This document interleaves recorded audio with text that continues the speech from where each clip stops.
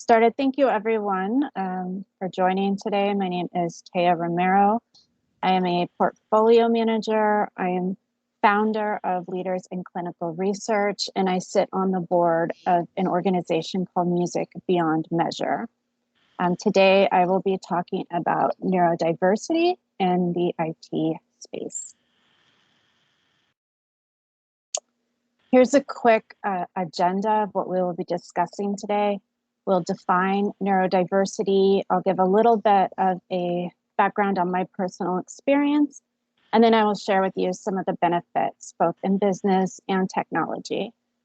At the end, we'll hold off on Q&A until after Elisabeth presents, and then you will have an opportunity to ask both of us questions.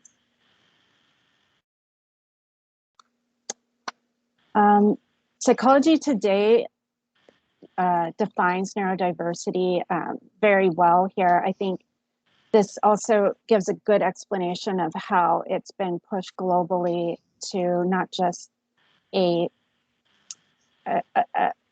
medical focused model, but a more general model of disability and civil rights focus. That's where its roots are.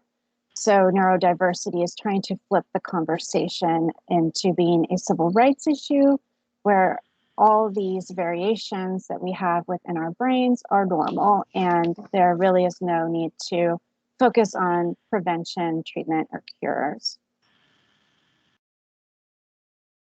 And here's a quick little model of the changing perspectives of neurodiversity. So really the main goal is just to be accommodating to those that are different.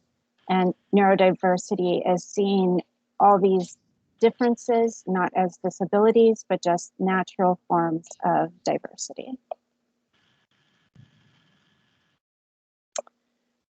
Here we have a model of the makeup of neurodiversity, and you will see all of the various words that you may have heard in the past, dyslexia, ADHD, Tourette syndrome, and then there's all of the positives that we don't hear about associated with these different conditions. So I've been diagnosed as ADHD and I have dyscalculia. So some of the things that are in my wheelhouse are creativity, my verbal skills. I am authentic. I am hyper-focused. Those are very productive traits to have in the workforce. So here's a little bit about my history. I was diagnosed as an adult, and that is mainly because as a child, I was quiet, I kept to myself, I didn't want to be teased for being different, but I always knew that there wasn't something working the way that everyone else was working. But, when you're quiet, it's very hard to have those adults in your life or other children notice that you may be on a spectrum of some sort. So I think women and young girls tend to represent, especially ADHD, very differently than boys. Some of the words that are associated with girls would be like kind of spacey or bubbly or like disassociated, or maybe even too talkative in class. Those are some of the things that we now know represent ADHD in girls. But at the time when I was growing up, those are just things that they would associate with being out of line in class sometimes. With dyscalculia, it's a little different. I don't think I ever had a recess growing up because I was always inside doing my math or trying to learn my math. I had a very hard time associating the concept of numbers with the actual number. And, even now, if someone is telling me a number sequence, it is difficult for me not to interchange the numbers and to write them down. as I hear them. And especially phone numbers or, you know, reference numbers. When you have phone calls, sometimes they give you a reference number. Those I usually have to listen to a couple of times to get the number right. So while there are many challenges in my story of dealing with the adult diagnosis of both dyscalculia and ADHD, there are also a lot of strengths that I bring to the table that I hadn't really associated with these neurodiversity thinking beforehand. But now I see that I am an out of the box thinker. I love learning new technologies. I'm very focused on customer satisfaction. I'm not a linear thinker, which means I think more in a spider web and I see the connection of all of the tasks involved. And this is challenging in some ways because a lot of my coworkers do not see things this way. They see things linearly, but it's also a gift because I can share my perspective and see things in a broader context that maybe other people may have missed on the team. So it's definitely worked to my advantage. I do have a strong attention to detail. When I get focused on something, I lose track of time. I'm totally engaged in that task. And I do have very good long-term memory. I will say my calculations are very good because I always use a calculator. And something that I will add is that while, you know, I didn't get this diagnosis as a child, I had in fact gone through 2 master's degrees and a nursing degree after those I was diagnosed. So I'm able to create workarounds that work for me and how I can get through 2 levels of statistics at a graduate level. I don't know, but I did it. So there's obviously ways that my brain is working to compensate for these differences. So when you look at business benefits to inclusion, you know, not only are we looking at companies' reputations, a lot of companies have gone public with their neurodiversity plans and hiring decisions. Of course, that's great for them, but it also, the bottom line is that they're getting productivity gains, their quality is getting improved, they're having higher innovation, it's increasing employee engagement. When I say improvement of management skills, what I mean is it's giving managers the opportunity to work with a variety of different people. And that's helping tune their management skills, helping them learn how to adjust to different personalities. You know, it's also right now we hear a lot about this shortage of skilled workers.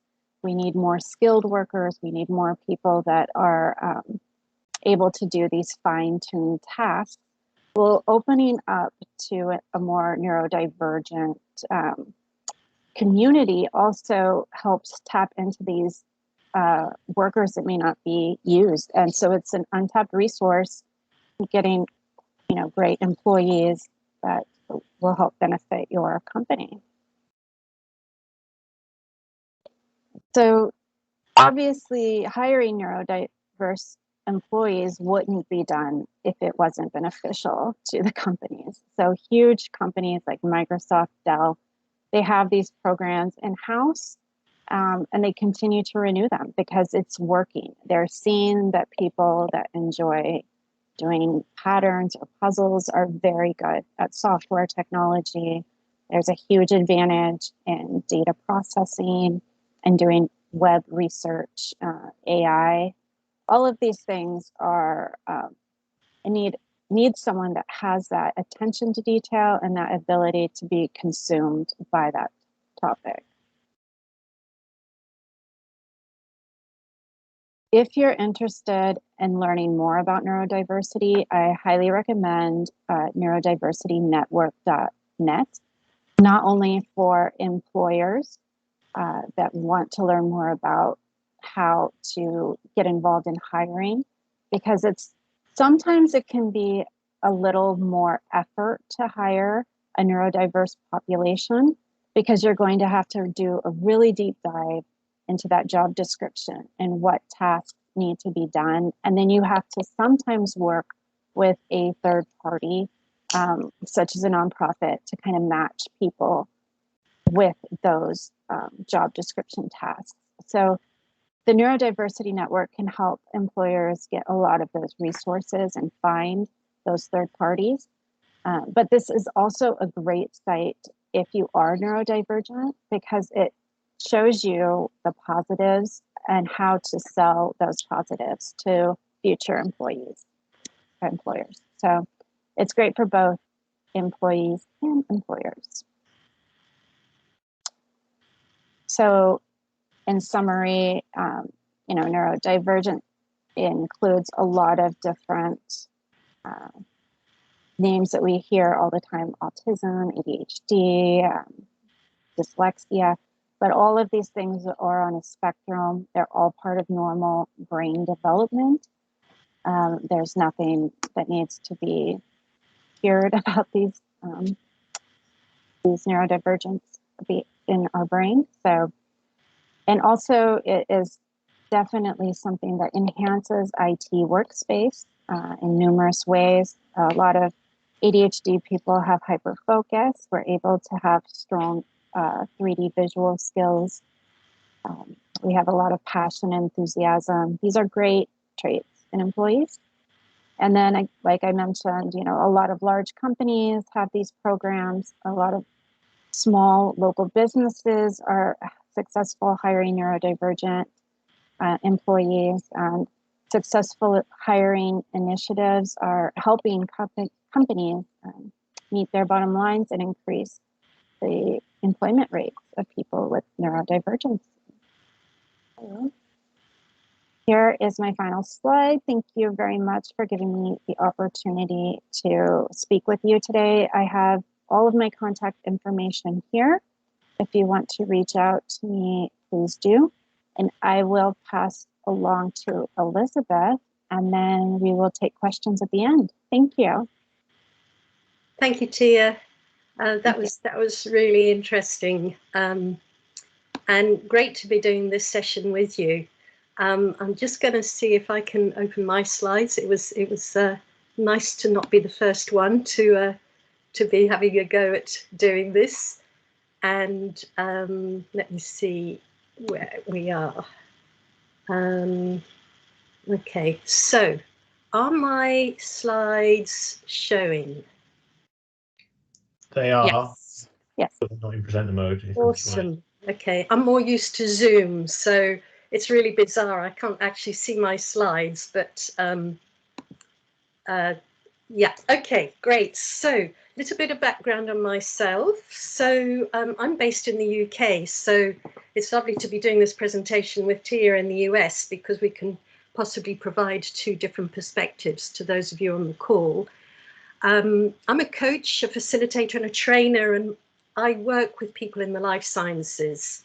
So I believe there is a lot of neurodiversity in the life sciences, but it doesn't get talked about much.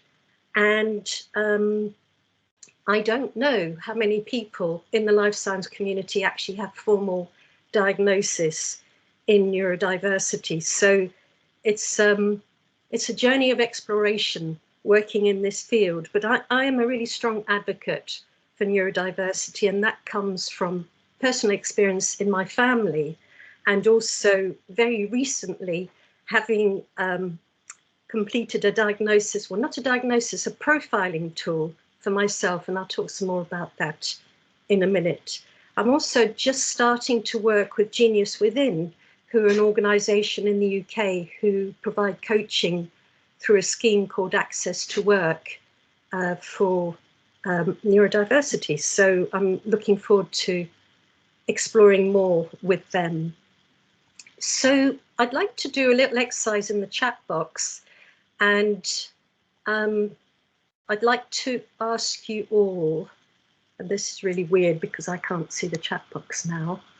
I'd like to ask you all to put something in the chat box along the lines of, are you left-handed or are you right-handed?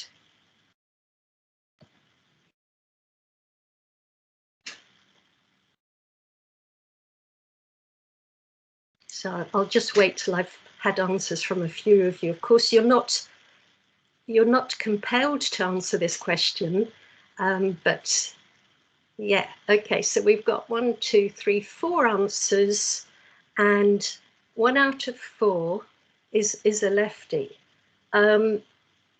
which is going to be a really interesting statistic to talk about in a minute. Now, what I'm wondering is why my slides aren't moving on. Okay. So what I'm also curious about is, what did that question provoke in you in terms of thoughts and feelings? When I asked you, are you left-handed or right-handed? What did that provoke in you? And again, you can either put something in the chat or you can tell me out loud. What thoughts or feelings went through your mind when I asked you that question and when you answered it?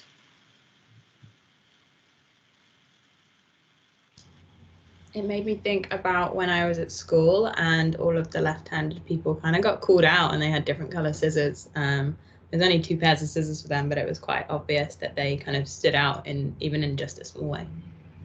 Yeah, yeah. So it was called out, it was obvious, there was some sense of difference going on there. There was sort of inadequate provision maybe for people who were lefties, as Kevin called himself. You were waiting to see how unique you were in the group. Is that unique in a positive way, Kevin, or in a different way? Oh, absolutely positive. Yeah, of course. Absolutely positive. You'd want to be a right-handed person like everyone else. I love it. I love it. I love it. So this is like a little mini version of what might be going on for people who are neurodiverse, neurodivergent, whatever, in the workplace. And strangely enough, 15 to 20% of people are said to be neurodivergent, and that's the same statistic as left-handed versus right-handed people. And I would say, so when I was a child, I was brought up in Belgium, and left-handed children were forced to write with their right hand, so they were forced to conform with whatever was thought to be the sort of the typical norm, and their difference wasn't celebrated, wasn't respected. And again, this is one of the reasons why I'm an advocate for neurodiversity, because I want to celebrate and support the kind of things that Tia has been talking about in her presentation. And neurodiversity is biological, but it's also influenced by the experiences that we have, and it can be accentuated or dulled by our environment. So we have strengths and we have challenges. And some people say that it only becomes a disadvantage if our environment makes it so. So that's something to reflect upon. So I've just got a few slides, just picking up a few things around what Tia shared with you. So I recently completed the dot profiler. Sorry, I'm forgetting my words here. So I recently completed a profiler, which I will talk more about in a minute. And the way I talk about myself now is that I have an autistic profile. Now, there are lots of other acronyms and words that are used to do with autism. So there's autism spectrum,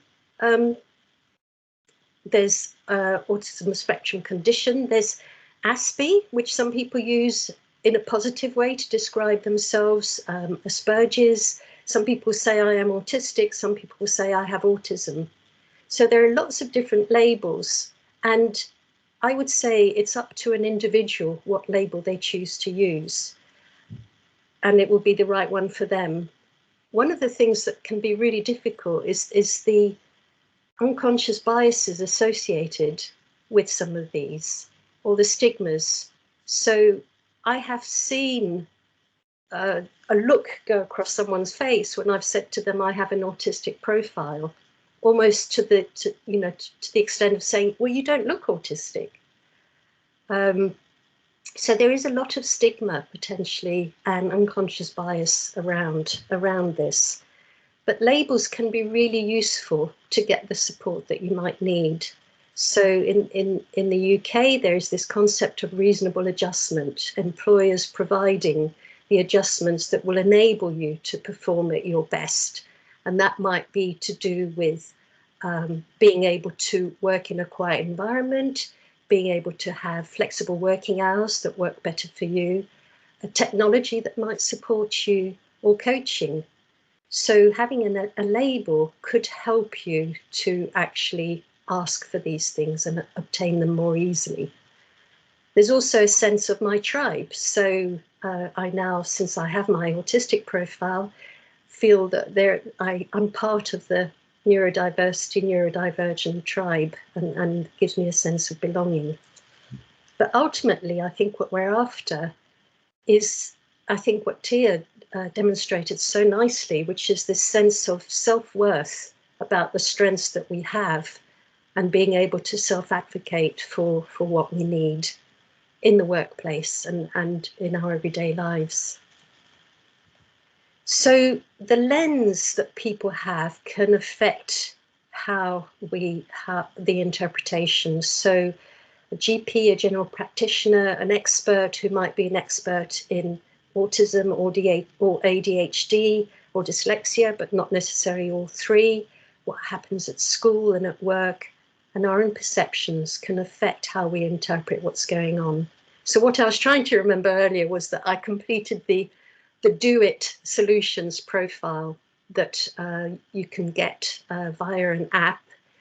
And there are lots of different aspects of cognitive thinking and how we feel and how we do things that this profiling tool will explore. And it will show the sort of spiky profile that we can get when we are neurodivergent. We can have some really great strengths, and we can also have some challenges. And these are just two extracts from my report. I'm terrific at organising myself and managing my time, but unlike Tia, I really am very poor at attending to detail. So that's one of the things I struggle with, and multitasking. I don't have the concentration to be able to tackle lots of things well. And then in terms of emotions and feelings, I am empathetic, and there are lots of generalizations often about people who are autistic, suggesting that they don't have empathy. We do. It just shows itself in different ways. So very often we will have more than one neurodivergent profile. And for this and other reasons, when you've met one autistic person, you've only met one autistic person. When you've met one person with ADHD, you've only met one person with ADHD. We're all different, as the whole human race is different. So yeah, be really careful of generalizing.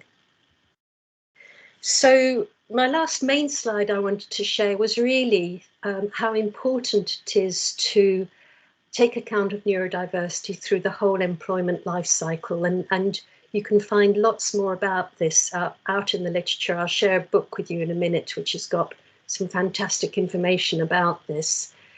So if anyone who's watching this video is in human resources or is in a line manager or is a line manager, think about what are you doing to attract, recruit in terms of the onboarding experience all through the employment life cycle to really include people in all aspects of neurodiversity and to provide support for them.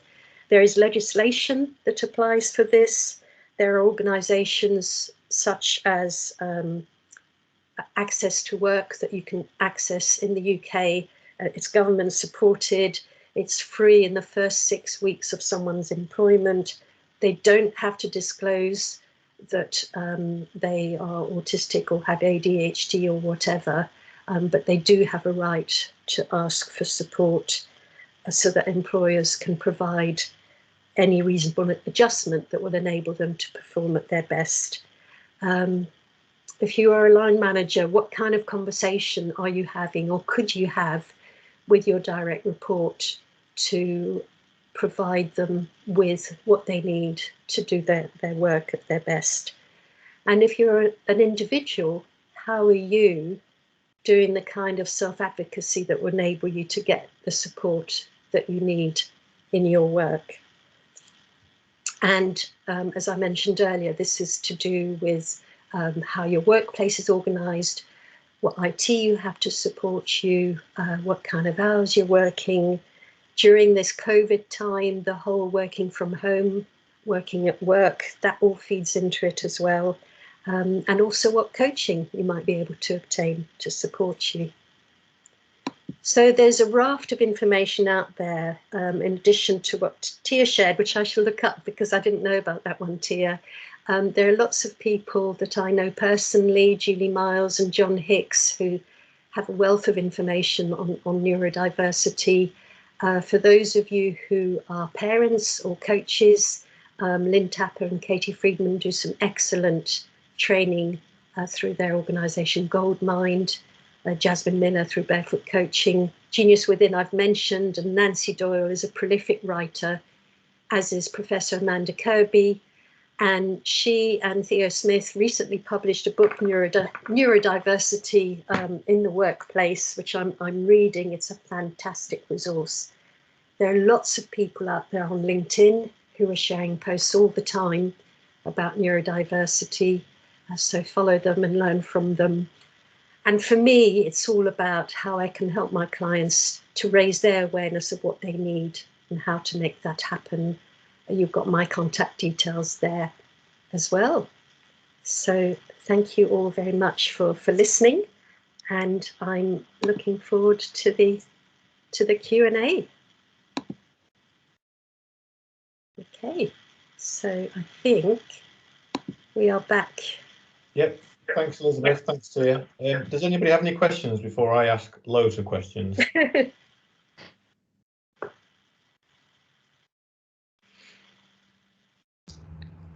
I do. Do you have any thought? Obviously, you mentioned some really big companies that have these programs within them, which is great. But do you have any thoughts on how smaller companies can start to implement these? Tia, do you want to take that one first? Well, locally here, sometimes we will have different hiring fairs.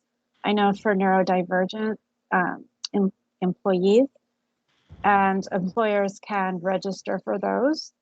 But again, I am in the Midwest in a small area, so I'm not sure what we're doing more nationally, or Elisabeth may have additional resources on that. I think the hiring fairs seem to be a good step.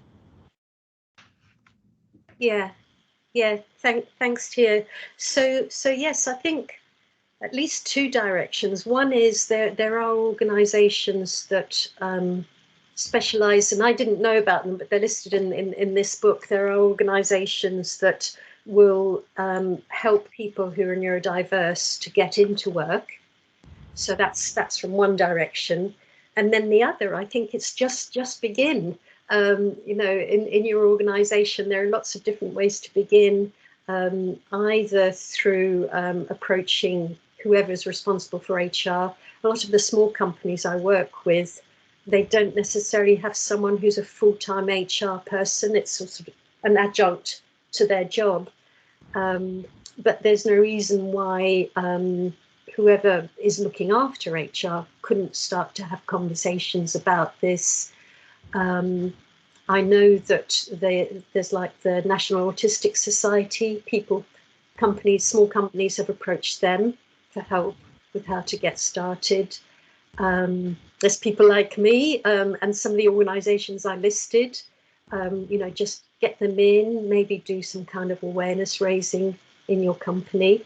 What's really interesting is that often when companies start looking at recruiting people who are neurodiverse, they discover that they already have people in their own organization who are. So maybe there's a way of making it safe for people to speak up, and then eventually there can be champions and they can be involved in the recruiting as well to help new people feel safe about speaking up. Yeah, it's definitely hard. I'm autistic and I've been at my company 18 months and haven't told people. Yeah. And now I'm like, how do I do it now? Like, Yeah. if I tell people now, I don't want their like perception of me to change. I don't want them to have these assumptions without knowing me first. Once I tell them, I can't take it back. And there are so many things that go into it. And I wouldn't want to say anything until there is a proper program in place, so that the environment that I feel safe in and know that I'm going to be supported and not judged. Yeah. No, I absolutely get that. And that was my reaction when I did the Do It profiler and it came up with an autistic profile. I thought, oh, it really threw me at the beginning, and it was difficult to start talking about it. So it's finding a way that works for you, and that there won't be one single way to do that. Very happy to have a chat about it afterwards if that would be helpful. Yeah. How long does that profile exercise take, Elisabeth?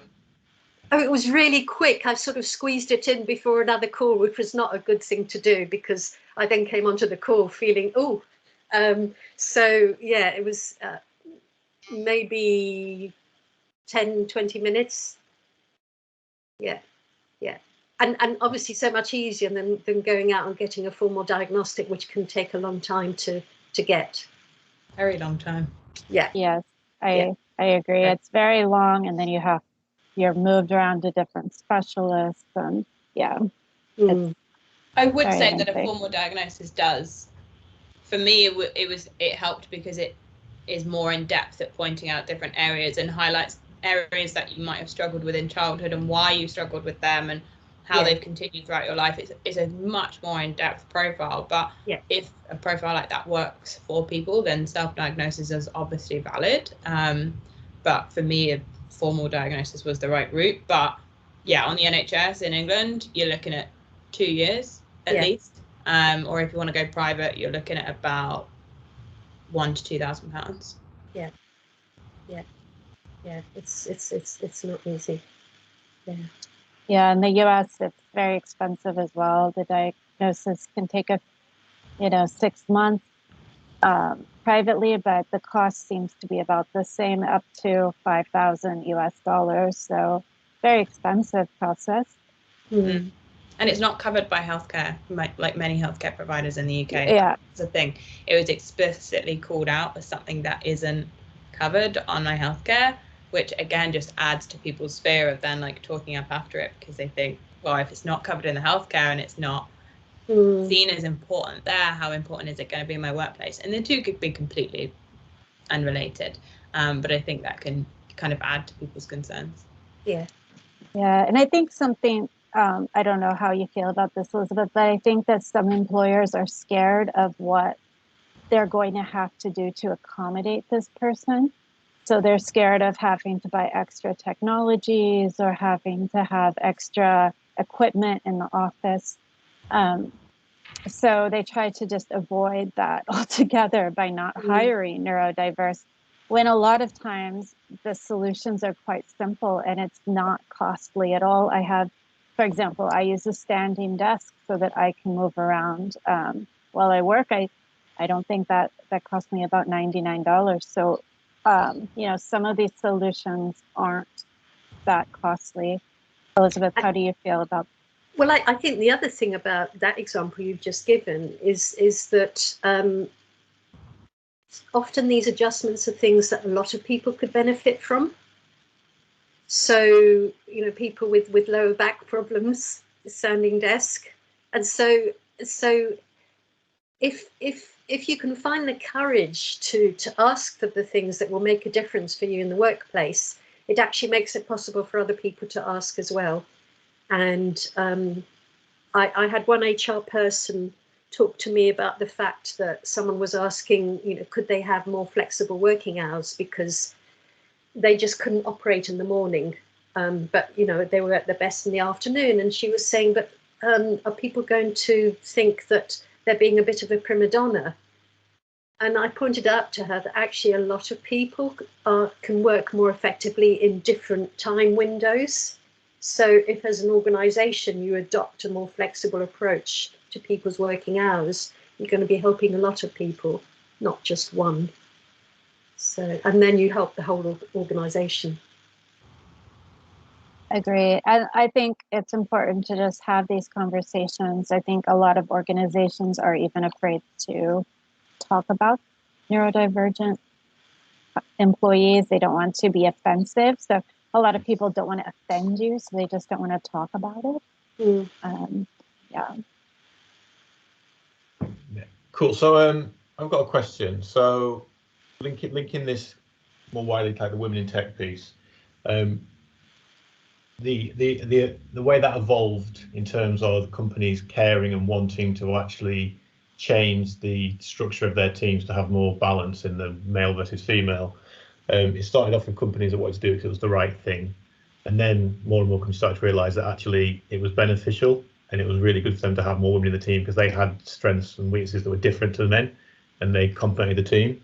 So I want to get neurodiversity on that same kind of level where people are thinking, what are neurodiverse people better at than non-neurodiverse people? So Tia's chart was really helpful in terms of the strengths of the core characteristics of each different type of neurodiverse person. But I also understand it's a spectrum, so you can't just stereotype people. But are there things that you would say neurodiverse people are definitely better at, depending on if it's ADHD or autism, and do they align to certain role types that you would encourage technology employees to look at neurodiverse people for? So for me, this is a really risky place to go because of the risk of stereotyping and generalizing. And where I would go with this, Kevin and Tia might go differently, is you look at the job, you look at the skills that you want, and then you recruit for those skills. And again, I've been reading this book, and they put it so well. You don't ask for everything. So there's a risk if when you're recruiting, the classic thing, they've got to be a good team player. They've got to be a good all-rounder. If you look for an all-rounder, you're going to lose the strengths. You're going to use those peak strengths that make neurodiverse people different and excel. So I think it's more to do, Kevin, with how you write the job ad and what you look for in your candidate, and sticking with the strengths and not looking for all-rounders. Yeah, I agree, Elisabeth. And I think a lot of the HR focus on the job description, that could be really key to looking into the details. Some things I think are overlooked. I tell people this all the time, like, you may think it's such a minor thing that you're doing, but it really isn't a minor thing. It may be something that other people have struggled doing. Some of the minor tasks in jobs are left out of the description because they are seen as, oh, everyone could do those, or it's not really the focus of the job. I think really doing a deep dive into all of those tasks is very important in aligning the right person. And then also bringing in that third party, be it a nonprofit or a activism group that helps match the employees with the employer. They can be a good third party and give that objective overview of, okay, this person has all the skills you need that you've listed in this job description. It would be a very good match. But I agree, Elisabeth, it is a slippery slope of, you don't want to stereotype people, but you do want to give people opportunities. And I think all of us are very different. And, it may originally make someone uncomfortable seeing someone with a tic at work, but then you get used to seeing someone with a tic at work. We all have to just accept each other's differences and be more open about it. So. If you were giving advice to somebody who maybe wasn't in a tech career yet, or was at this early part of their career and was neurodiverse in one way or another, do you think it's, because everyone is so different, do you think it's any job that they could go for, or do you think there are certain jobs that neurodiverse skills are more typically aligned to? So you mentioned things like data science, analytical roles and things. Can we, I don't want to pigeonhole people, but can we say that, you know, there are certain role types where we should encourage people to think that neurodiverse people might actually be a better proposition than a non-neurodiverse person? I can see you're shaking your head. My daughter is autistic, and she's an artist. I don't think we can generalize, Kevin. And I think that is one of the stereotypes, isn't it? That people who are autistic are good at IT. No, you're going to get a whole range of skills with neurodiversity. And I think I would give a young person who is neurodiverse the same advice I would give anyone, which is discover what it is that you really love doing and then pursue that. Yeah, I would agree, Elisabeth. It can be, for me as an ADHD person, like I said, I can get very involved in a task and very focused. And then when I get in that space, I'm very attuned to details. But if it's something I'm not interested in, then I don't get to that level of enjoyment or that level of detail. So it really is about the person finding their strengths and what they want to do. And I know people that are very good at, you know, data collection and data, that kind of data entry and those things, but it's because that's something they enjoy doing. You know, there has to be that component in it as well. Yeah. And then looking at like the interview process, the process of onboarding someone into the business, again, because everybody is so different and diverse and on the spectrum at a different point, do you think there are general adjustments that companies can and should make?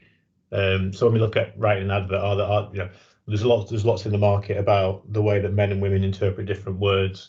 You know, are there certain things that people should avoid or look to do in a job advert to start with? Yeah, definitely. I think so. The things I've picked up, Kevin, are try and avoid putting in words that suggest that the job is only suitable for a particular type of person. So if you're using adjectives which people might identify as being very male orientated or very female orientated, that's something to avoid doing. And the other thing is be very specific. I guess I'm repeating myself about what it is that you absolutely want for that job. So what are the essential skills? Those really need to be defined. Yeah. Yeah, and I would add, like, as far as interview goes, that is also an issue for some neurodiverse people. Like I mentioned, the Tourette syndrome. If someone has a tic or someone has difficulty making eye contact, those can be off-putting to the interviewer. But I think, again, we need to be more open-minded and educate ourselves about different neurodiversity and not be judging people for having those behaviors or tics in that interview. Yeah, that was my next question, was about the interview process. So a lot of interview processes have standardized testing and activities that candidates have to undertake in an interview. So it might be read this body of text and come back and present to us based on that, or complete a psychometric or numerical or verbal reasoning test. I assume that each of these things disproportionately affect people dependent on what type of neurodiversity they have. How do you think companies HR teams can get around that without losing any kind of standardization from their recruitment process? So, so there's something about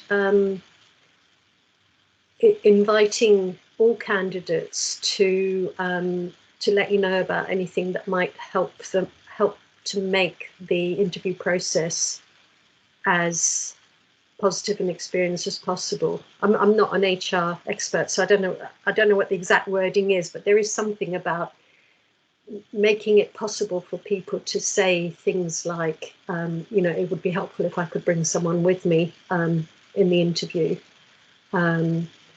Or there's also something about making sure that if you are doing the interview in a room, that it's quiet, that there aren't distractions, that the temperature is comfortable, that they're not, just making it as positive and comfortable an experience as possible. And then there are people who will find doing psychometric tests difficult, you know, having to choose the answers to this long string of questions. There are people who will shine more if they're doing a practical exercise rather than an interview. So there are lots of different practices that someone who's planning an interview can think about, rather than going for one default and assuming that that's going to work for everyone. Yeah, I would agree. And again, I think in interviews, sometimes we get hung up on these issues that are non-issues in reality. We need to think about what people really bring to the table, not the negatives. So while someone may present differently, or maybe they need a quiet space to interview, you know, think about the creativity that they may have to offer, or the innovation that they have to offer the role, and really focus on how you can gear the interview to highlight their strengths instead of highlighting their weaknesses. And I, you know, having been on the other side of the table and been interviewing people, I know that there are silly things that come up that we need to just agree are silly things and not representative of the person's ability to perform a job. Mm.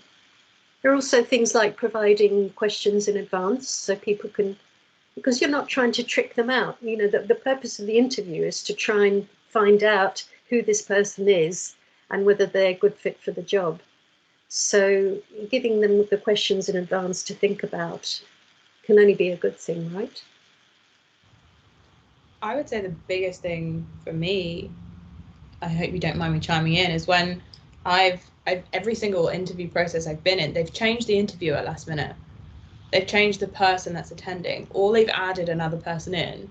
And for me, I've managed to like work my way around it. My brother always, like, he couldn't get through that. That was too much for him. It was already an uncomfortable and nervous environment to put someone in, and to then like add people into the mix without letting them know, like, to me it's basic professionalism. If you're going to change the interviewer, then you let someone know.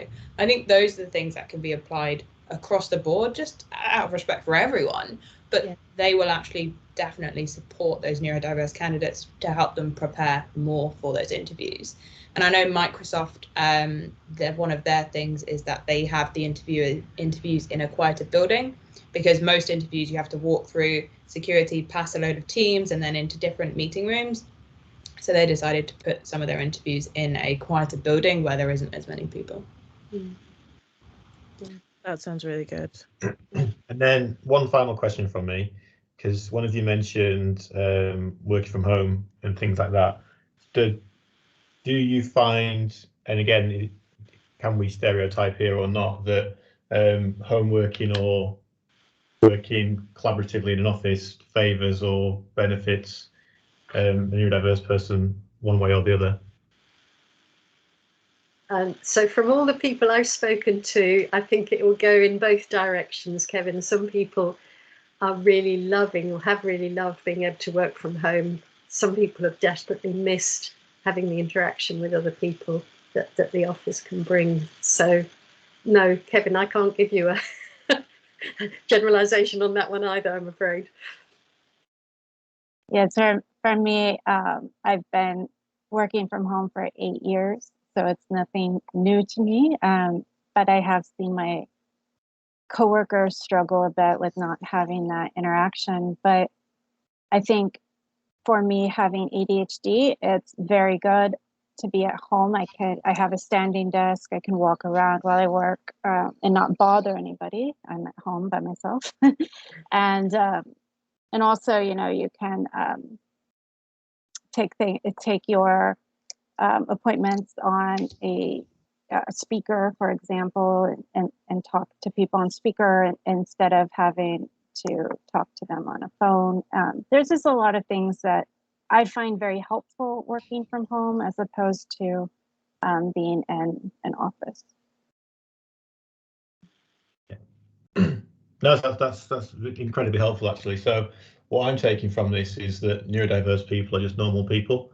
You know, we've all got our own particular ways that we interpret information, you know, process things in our minds. And actually, the best way to accommodate neurodiverse people is the same as the best way to accommodate everybody else, which is be mindful. You know, recognize that not everyone is the same, and not everyone is going to perform in the same way in an interview, etc., and actually make sure you're asking if any individual needs any reasonable adjustments to be made. Make sure that when you're interviewing, you're assessing against the skills that are actually important to the job, so that, yeah, if they can do the job, they can perform the interview as well. And yeah, I think for me, it's not necessarily doing anything particularly different for a neurodiverse person. It's applying the same approach to all people and accepting that everybody that comes through the door could have something which differentiates them from the next person. It doesn't make them better or worse. It's just a different approach. So no, thank you very much, ladies. I really appreciate that. Unless any other questions. A suggestion, actually. Yeah, go on. I'd say as part of the recruitment process, that it is really crucial, as somebody that is neurodiverse, that they ask for feedback, because there might be things that, for example, going into an interview, I haven't thought of that they might do to tell them not to do, or an adjustment that I, for example, wasn't expecting the next hour and a half to go the way that it was. So I wasn't prepared for that. So I think that one really useful thing would be to just encourage them to ask interviewees for feedback about their process, as opposed to how the interview was, but just like kind of what their experience was. Yeah, it's a really good point. And I think, Kevin, just adding to what you said, it's just encouraging every line manager to open the conversation about, you know, what will help you be at your best. You know, right from the interview and when they start at work as well. And that feedback, yeah, it's so invaluable.